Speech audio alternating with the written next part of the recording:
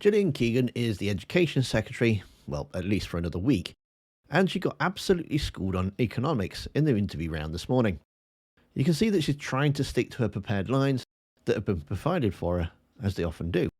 But either she couldn't remember them or she didn't really understand what she was talking about, because she starts waffling. The interviewer, on the other hand, he knows exactly what he's talking about, and he kind of politely insults her to her face as he calls out her nonsense. It's quite amazing to watch as she tries to blame anything and everything for the increase in inflation, and yet it was all down to them for bringing the inflation down. Nothing to do with the Bank of England, of course.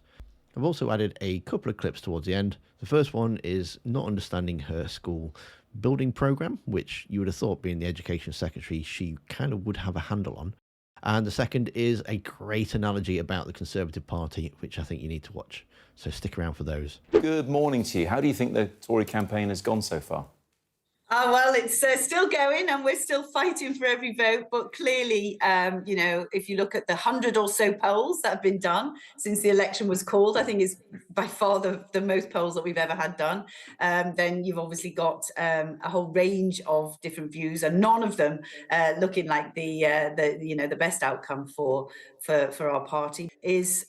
Taxes always are important to people, and they're particularly important when we've had a pandemic. We've obviously got a lot of things we need to pay for, but the fact that there are only tax rises in the Labour manifesto, no tax cuts, and only tax cuts in the Conservative manifesto, no tax rises, is actually the message that we're really trying to make sure that people are aware of. And if that's important to you for your family finance, hang on a second, because Labour have said they will not put up VAT income tax.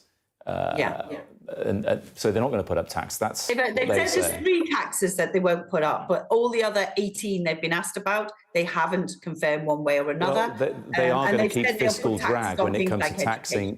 When it comes to income tax, which is the third one, they're going to keep fiscal drag, which is what the Conservatives brought in, which is why we now have the highest tax burden for 70 odd years. So that's under the Conservative watch. Well, what we did under the Conservative watch is, under the last Labour government, the allowance before you started paying tax was just over £6,000, and that had stayed the constant for a long time during the last Labour government. What we did is we put it up to £12,500, and it's now £12,750. So we put a massive jump into the personal allowance. There's been a massive jump in inflation under your watch as well, and that's one of the reasons why it had to go up. Yeah. Well, you can thank Vladimir Putin and his invasion of Ukraine for that. But of course, now a lot of people managed to get that down to 2%. A lot of people thank Liz Truss for that, don't they? No, well, that's not true. If you look all over the world, Liz Truss was nothing to do with other countries where the inflation went up in exactly the same way. So, you have to be honest, and you have to understand economics as well. The energy spike, which caused a huge spike in inflation, which is now very quickly, probably a year ahead of schedule, down to 2%, which is normal. And that's a year ahead of schedule. And I think that's a lot to do with the restraint that we've shown in terms of spending in the last year or so. If you understood economics, you'd know that it's actually got a lot to do with the Bank of England, which is independent of the government and the way they manage interest rates. That's the real reason why inflation has come down, if you're economically literate. Well, actually, it is the feeding in of because what they do is they look at the economics. Theirs is a decision point, but what they do is they look at all the economic factors and all the prices. So the fact that the energy price spiked is why it went up. The fact the energy price then was brought down due to lots of other measures being put in place and lots of other supply opening up was why it then fed into them making the decision to keep it up. But it's not to keep it to put it down. But it's not just. It's not just the energy, it's also other things as well. Institute for Fiscal Studies says the investment on a per pupil basis has been absolutely flat since 2010, when it had hit record highs prior to that. That's a big failing of yours, isn't it, to spend enough money on one of the most fundamentally important things that we have, which is education? So if you take the right years, first of all, 2010 was a bumper year. And if you take the right years and include the money that we've got for the pay rise of last year, we are spending more in any way you look at it, real terms per pupil on our schools than we ever had before, £60.7 billion. The IFS have got their figures wrong this time, have they? I think the IFS, you're using a report that doesn't take into account the monies that go in this September, which are already agreed and already. They're looking at the previous 14 years, which is pretty important. Wouldn't you agree? Well, the reason it's important to put this in as well is because it was quite a big increase because of the higher than expected teachers' pay rise, the highest in 30 years. So if I don't include the money for those two things, then it would skew the figures. If you do include the money for those two things, it is the highest budget we've had in our country's history on schools. Because if you speak to heads, as I have, and I'm sure you have as well, they're struggling to get teachers. They're struggling to get cover for teachers when they go off sick. There just aren't enough in the system. I know you'll say you're investing in bringing on more, but again, you've had 14 years to do that.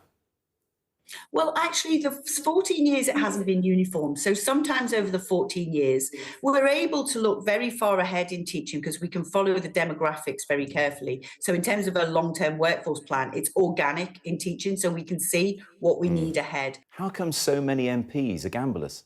Are you? Well, I don't know. I'm not, and I've not placed a bet. It takes me all my time to place a bet if I'm at a horse race. So no, it's not something that I do. And actually, I would say probably the way you're characterising it is not right. I don't know if most MPs are or not. I mean, clearly some will be. And betting is part of what many people do. And if you're placing a bet on an unknown outcome, then that's something that people do all day, every day. But obviously, where it's a problem is if you're placing bets on inside information, and that's where there's very, very clear that shouldn't happen. Back in 2020, you'll be aware Boris Johnson pledged £1 billion for a major schools rebuilding programme that would take 10 years and help build dozens of new schools. We are roughly halfway through. How many new schools have we built? We've built a couple of hundred new schools already. 200 new schools, not existing schools? Yeah, free schools, yeah. And we've also built some more special educational needs schools and school places. That's about 60,000 places. Some of those have been annexes and new units on mainstream schools, and some of them have been whole new schools. And some of those are still going through. So we've got a rebuilding programme. So that's 200 new schools, I'm sorry to talk over you, in 4 years?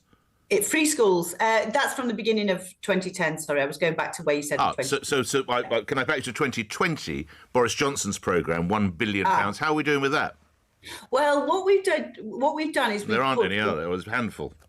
No, there'll be some, but I mean, how many? Obviously, I haven't got the figure from 2020. I've got it from 2010. Kitchen refitted, yeah. Yes. The bloke's been in there. He's a little fella with trousers that are too short.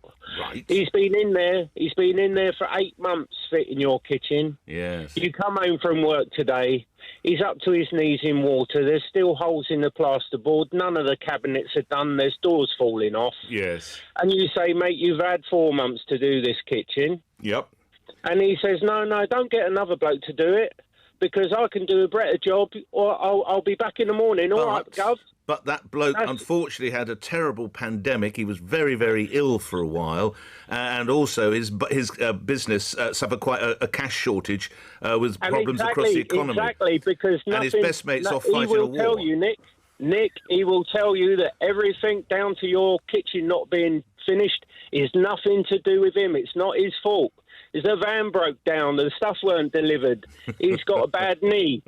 That is the Conservative government. They will blame everyone else. Nothing is their fault. Is it going to be better with Keir Kitchens? Who cares? Who cares? Well, I care. Nick, I don't want another... I mean, I've gone through hell with this kitchen. I don't want more dodgy... So Nick, you just keep plugging away with Rishi and no, I'm not your saying head that. Against the wall. No, can you tell me that my kitchen will be fitted with Keir's Kitchens?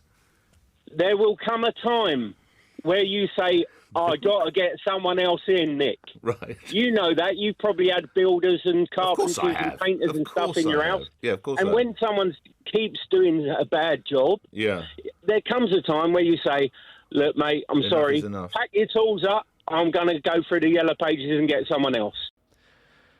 I must have missed Gillian Keegan before because she's really bad at interviews, and yet this is her first entry into the Car Crash playlist. So if you like watching politicians squirm, then go and check out that playlist. The link is on screen right now. Thanks for watching. Don't forget to hit that like button, and I'll see you next time.